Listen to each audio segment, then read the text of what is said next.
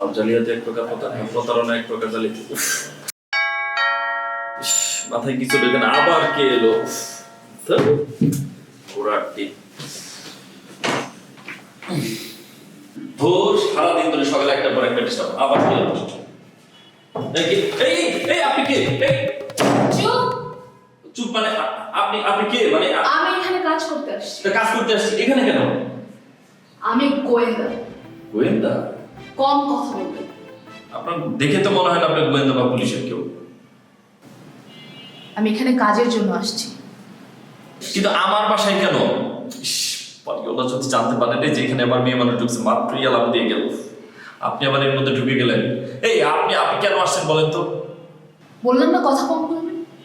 দেখুন, গোপন সংবাদের ভিত্তিতে আমি আসামি ধরতে আসছি, আর ও পাশের ফ্ল্যাটে আছে। দাঁড়িয়ে আছেন কেন? জানতো একটু চা করে নিয়ে আসুন।